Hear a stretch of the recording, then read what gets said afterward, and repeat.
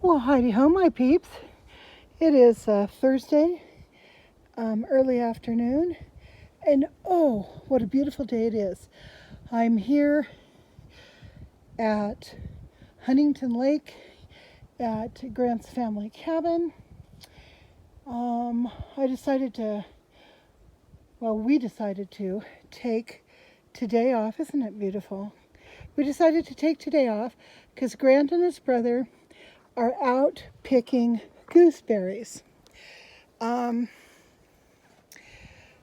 Gooseberries and currants both grow wild up here, and they know where the bushes are. So this time of year, when the gooseberries are ripe and they're in season, the Grant's family would always go out, pick 5 gallons or so, and make gooseberry jelly.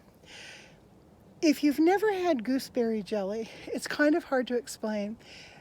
You experience gooseberry jelly through your nose first because it has this wonderful, fragrant, perfumey smell. It's just beautiful. And then you experience it through your taste buds. Now, gooseberries are a very delicate flavor, far more delicate than blackberries or elderberries or, those more common forest berries. But they're just, it's such a treat. It's hard to find gooseberry jelly. Gooseberries have an interesting history. They were banned in the United States because they played a part back in 1916, I think, because they played a part in the lifespan of a certain destructive insect. And it wasn't until 1966 that the federal ban was lifted, and then states on a state-by-state basis would decide whether they were going to continue to eradicate them or allow them to, grow again. And California, there are no restrictions.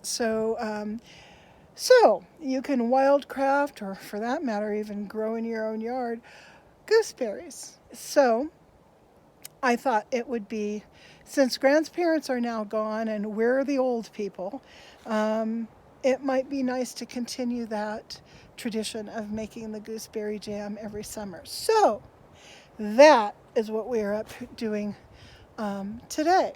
And I'll give you a little peek of the process as it goes from a bucket of berries to a jar of jelly. I am up to my elbows in gooseberry juice. There's the smashed gooseberry I've already boiled down and strained.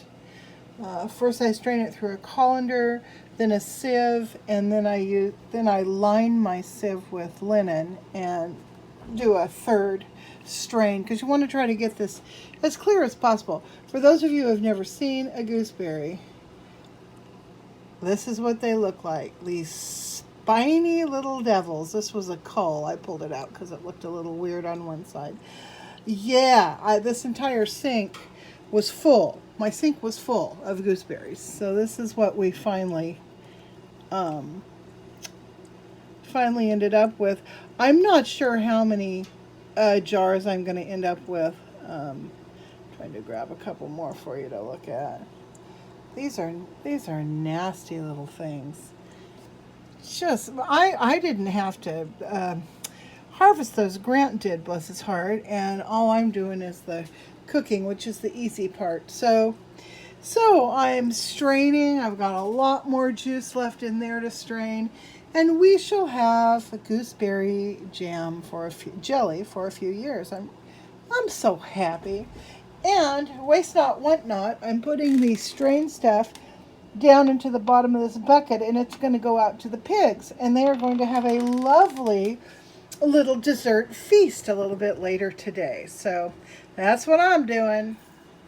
And now we're done. I did, let's see, 2, 4, 6, 8, 10. I actually did 12, but Grant just snagged one to take one of our to one of our friends. Stuff turned out beautifully. It's very, you can't really tell, but it's very, very clear. It's extremely dark and much more flavorful than, well, not flavorful, but much stronger than the jellies that Grant's parents made, because for a couple of reasons. One, they used green berries and red berries, and I just used the red ripe berries in this. That, and then also I think I probably boiled this down a little bit longer. I might have reduced it a little bit too much. Anyway, it's still wonderful. It's just got a different quality. So that completes that little project.